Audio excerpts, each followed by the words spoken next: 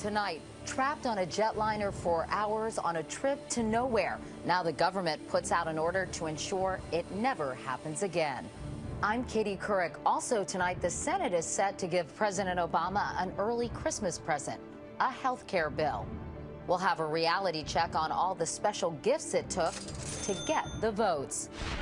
Disputed elections and terror attacks, 2 wars and a financial meltdown, a decade to remember or one you'd rather forget. And another miracle on 34th Street, how baskets sold at Macy's are helping Rwandan women weave a better life. This is the CBS Evening News with Katie Couric.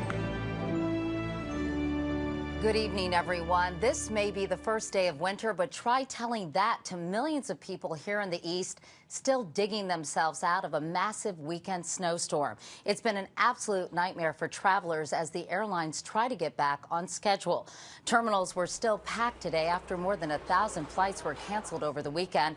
Some passengers had spent hours stranded on a plane, and that's not the first time that's happened. But a new government rule today could make it the last. National correspondent Jim Axelrod is at LaGuardia Airport here in New York. And Jim, before any new rules are put in place, the airlines have more immediate problems. That's right, Katie. It's been 36 hours since that nasty storm rolled up the East Coast and through the New York metropolitan area. But at the airports here, it's still a mess. Air traffic is moving again on the East Coast. What do you mean everything's canceled? Although rebooking the passengers from all those canceled flights is still a problem. See, I can't get another flight until Wednesday. Over the weekend, nobody had it worse than the passengers of an Air Jamaica flight out of Baltimore. The plane was set to depart at 7 a.m. Saturday and finally pushed back at 8:35. After getting stuck, freed, then stuck again, the plane returned to its gate at 3 p.m. to unload 148 passengers back to the terminal. That's 8 hours. All right, so it's 2 o'clock, and we're still on the plane, and we're supposed to leave at 10:30. The Air Jamaica flight joins a long list of stuck on the tarmac horror stories, like the JetBlue passengers stranded 11 hours on the tarmac at JFK in New York 3 years ago. In the first 6 months of this year, 613 planes were delayed on tarmacs for more than 3 hours. But help is on the way. This really is for the passengers. People are fed up with the way they've been treated. Transportation Secretary Ray LaHood announced new rules today for U.S. carriers. Once the door closes, planes will have 3 hours to take off or must return to the gate so passengers can disembark. At 2 hours, the airlines must provide food and water and working bathrooms. But it's good to be informed and good to know that there's a time restriction on it and you'll be getting off. Failure to comply will cost the airlines plenty. Fines up to $27,500 per passenger. On a Boeing 737 with 150 passengers, that's more than $4 million. There is going to be some teeth in these new rules, and they're going to make them very hard for the airline not to abide by them by hitting them with big million-dollar fines. Now, those new rules go into effect in 4 months, but they apply to domestic flights only. For international trips like that Air Jamaica flight, it would be up to the specific carrier to spell out in advance how long a plane would sit on the tarmac before coming back to the gate. Katie? Finally, some good news for travelers. Jim Axelrod. Jim, thank you.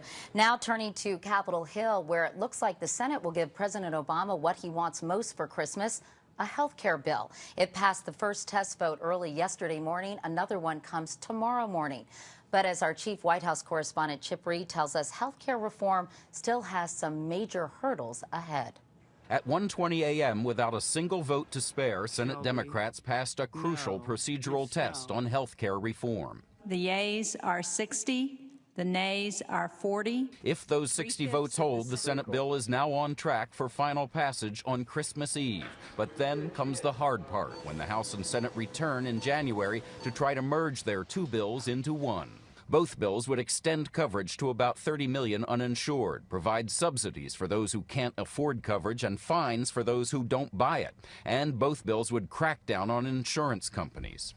No longer will people with pre-existing conditions be excluded from coverage. But the bills also have some fundamental differences. The House has a public option, a government-run insurance plan to compete with private insurers. The Senate bill does not. Some moderates have said they'll vote no if a government plan is added. And if even one of them opposes the bill, the Democrats will lose their 60th vote and health reform will die. Then there's how to pay for reform. The House wants a 5.4% surtax on families making more than $1 million a year. The Senate wants to tax Cadillac insurance policies, those that cost more than $23,000 a year per family. Perhaps the most difficult issue, though, is abortion. The House bill prevents people who get insurance subsidies from using the money to buy abortion coverage. The Senate bill would allow them to purchase abortion coverage, but they'd have to write a separate check to pay for it. Anti-abortion House Democrat Bart Stupak. We do not want to see public funding for abortion. That's always been federal law. Stupak says at least a dozen House Democrats will change their votes to no on health care reform if they don't get their way on abortion, and that could be enough votes to sink the entire bill. Katie? Chip Reed reporting from the White House tonight. Thank you. Now to the hidden costs of the Senate's health care bill. In other words, what it costs to get some of the senators to vote for it. Wyatt Andrews takes a look at the wheeling and dealing for health care in tonight's reality check. For Senate Democrats, the health care bill is all about the nation's well-being. It's the right thing to do for America. And all about righting a national wrong. We are called upon to right a great injustice. But behind this claim, they're doing this for the good of America. At least 7 senators demanded deals worth tens or hundreds of millions of dollars to mostly benefit their home states, starting with Mary Landrieu. When reports surfaced she had been swayed with a $100 million Medicaid deal just for Louisiana, she bragged it was actually $300 million. The deal was so notorious, Republicans gave it a name. We've got new words in our lexicon now. The Louisiana Purchase. But Senator Ben Nelson of Nebraska got the most unusual Medicaid deal. In exchange for his vote, federal taxpayers will now pay for most Medicaid expansion just in Nebraska and forever. McCain named this one, too. The Cornhusker kickback.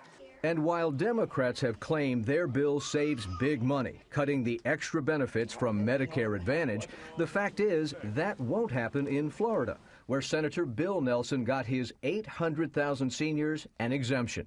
The bill also had a mystery grant of $100 million to an unknown health care facility in an unnamed state. It doesn't say Connecticut, but Senator Chris Dodd admitted he wrote it, hoping Connecticut would get it. Democrats shrugged off questions about the one-state deals, saying this is how you get to 60 votes. That's what this legislation's all about. It's the art of compromise. Republicans called it the art of corruption. And it's a shame that that's the only way we can come to a consensus in this country is to buy votes.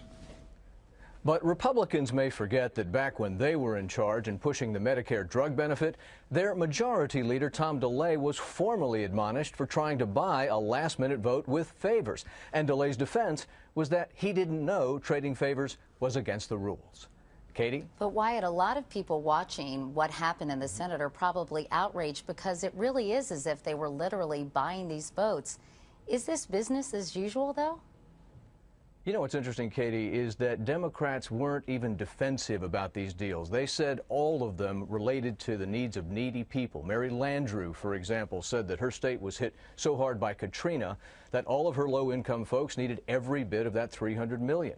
Bill Nelson said all of his seniors were too reliant on Med Advantage. So generally, if you were looking for embarrassment by Democrats today, it wasn't there. And this sure won't hurt when these senators are up for re-election, will it? No, re-election is the motivator here. Remember, Republicans want this to be a national scandal with people concerned about special treatment. But senators run in one state, and they're going home to say, here's what I got you. All right, Wyatt Andrews in Washington. Wyatt, thank you. Meanwhile, there are just 3 shopping days until Christmas, and many retailers are very worried. That snowstorm we told you about earlier cut down on foot traffic in much of the East on what is usually the biggest shopping weekend of the year. National correspondent Dean Reynolds tells us the stores need to make every sale they can in a year when Americans are being very careful about spending.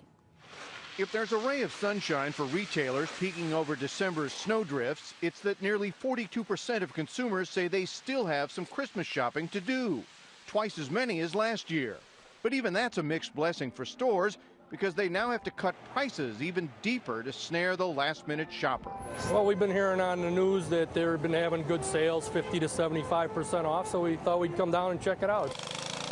With many shoppers snowed in, retailers are extending weekend sales all the way to the eve of Christmas Eve, extending hours, too. For example, 12 Macy's stores in the East and Midwest will stay open continuously until Thursday night.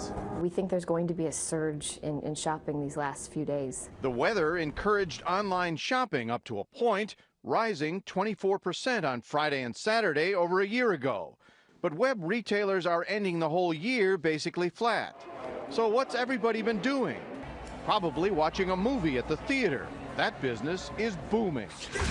From Harry Potter to The Hangover, and now with Avatar's biggest December opening ever, $77.3 million, Hollywood is on pace to sell more than $10 billion worth of tickets this year. I think this year just had the perfect storm of the right kind of movies at the right time, in the right climate globally, and I think that's really paid off. For the movie business, at least, this year has a Hollywood ending. Dean Reynolds, CBS News, Chicago.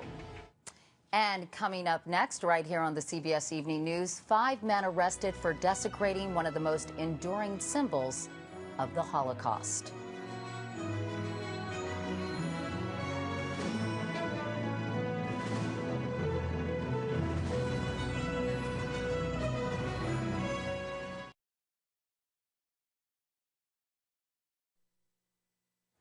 Now to news from around the world tonight, beginning in Iran. The country's leading dissident cleric, Grand Ayatollah Hossein Ali Montazeri, died over the weekend at the age of 87. And his funeral procession today turned into a mass protest against Iran's leadership.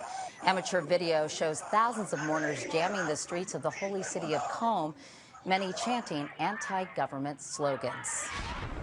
In Poland overnight, police recovered the sign that was stolen Friday from the entrance to Auschwitz, the Nazi death camp. Richard Roth has more on that. Polish police arrested 5 men, calling them ordinary thieves, probably motivated by profit, not politics. Officials speculate the 16-foot iron sign they recovered, cut into 3 heavy pieces when it was found in a forest, may have been destined for an underground market in Nazi memorabilia. When the Auschwitz sign disappeared early Friday, a replica was quickly installed, a copy made years ago when the original was being repaired. Now it serves that same function, and authorities say they'll examine security to prevent another theft. Work sets you free was a cruel lie at the entry to the Nazi death camp, where more than 1 million prisoners, mostly Jews, were killed in gas chambers or died from starvation and disease. It's been a haunting symbol of the Holocaust ever since, written in 15 iron letters. Richard Roth, CBS News, London. And finally, from around the world tonight, scientists are warning that a major eruption by the Philippines' most active volcano could come at any time. The towering Mayon volcano is shaking, fuming, and spewing lava, all signs of an imminent blow-up. More than 40,000 people have been evacuated from nearby villages. The Philippine Army is trying to persuade 3,000 holdouts to leave. And coming up next, making a resolution to forget the last 10 years.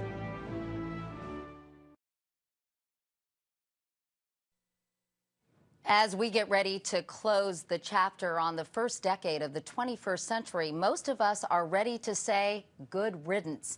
In a poll released today, Americans 2-to-1 expressed a negative view of the past 10 years. That's the worst rating in the last 50 years. Well, it was a decade of really ups and downs. I personally don't like it as much as other decades. I lost my job twice. It started with record highs in the stock market and high drama in politics. But the hanging chads of a disputed presidential election and a bull market fueled by a tech boom would both soon be history. I think it's a defining moment, for the country. I mean, we've had blinders on for years, about what's going on. What happened from it was quite significant. More than half of people surveyed said 9/11 was the biggest event of the decade. More than Barack Obama's election, the financial crisis, or the war in Iraq. I think people were very aware of how fortunate they were when they woke up the next morning and they realized that, their family was safe, and they had taken that for granted, and they didn't anymore.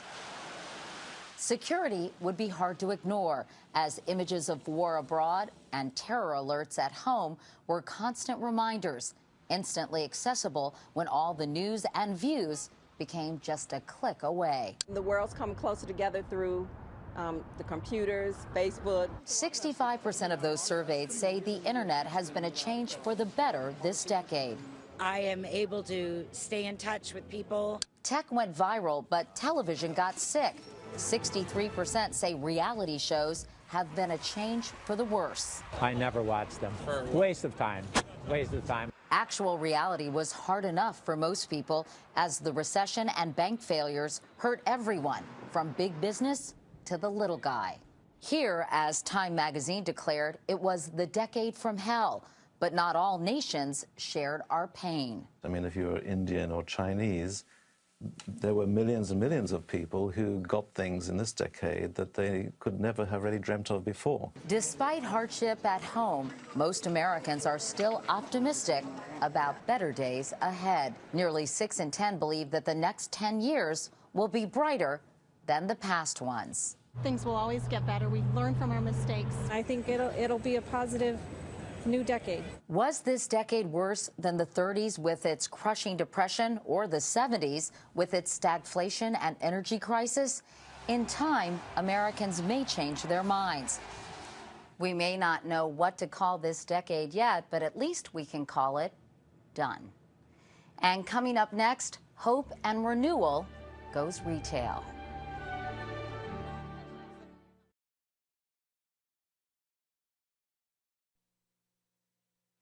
And finally tonight, when you're buying a holiday gift, chances are you don't give that much thought to who made it or where it came from. But Dave Price tells us there is one gift you can buy in this country that has a priceless impact on women a world away. And to meet those women, Dave traveled to the African nation of Rwanda. They're not the sights and sounds usually associated with Rwanda.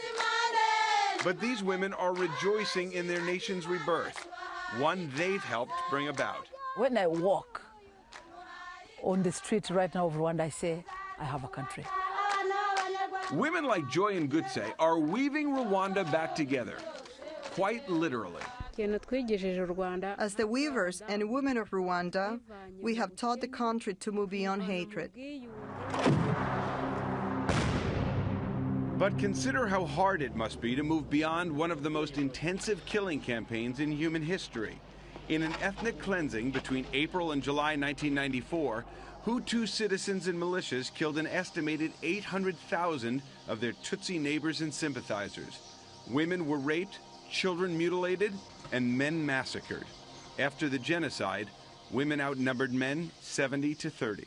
I see an opportunity to empower the women of Rwanda. Willa Shallot, an accomplished artist and producer, first visited the tiny African country in 2003 and discovered Rwanda's widows had a unique skill set, one she believed they could parlay into profit. You can have ideas about change, but if women don't have money in their hands, they have no power. Shallot thought there was a market for these handcrafted baskets in the United States. And they're beautiful. I mean, they blew me away. And it was either keen business savvy or naivete that brought her to the doorstep of one of the largest retailers in the country. And I was just prepared to make a donation, and she said, no, we don't want a donation. We want a business. It's underneath this grove of trees that these women first got together to weave baskets after the genocide. Some of their husbands were murdered, others were the murderers. But 15 years later, they have led the way in economic recovery and reconciliation. Doricel Huimana's husband and father-in-law were killed during the genocide. And now you're weaving next to the women whose husbands were the perpetrators of some of these crimes. We sat together and decided we need to move on. We realized we cannot always be angry at each other. We have to weave. We have to make our lives better. And they have. In 2005, the year the partnership with Macy's began, 1,400 baskets were sold in the U.S. Last year, they sold 40,000. What I earn helps me to take myself out of poverty.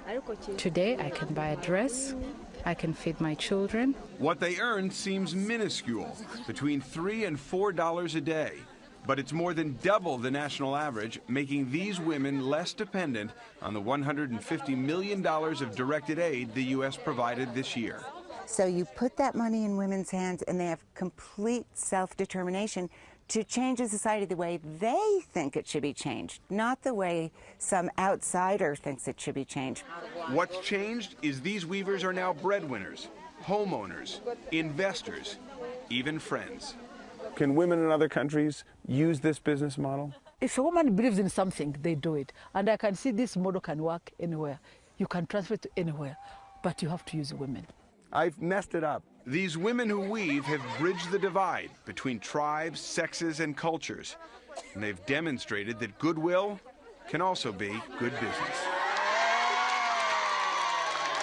Dave Price, CBS News, Kigali, Rwanda. That's such a wonderful story. I'm Katie Couric. I'll see you tomorrow. Good night.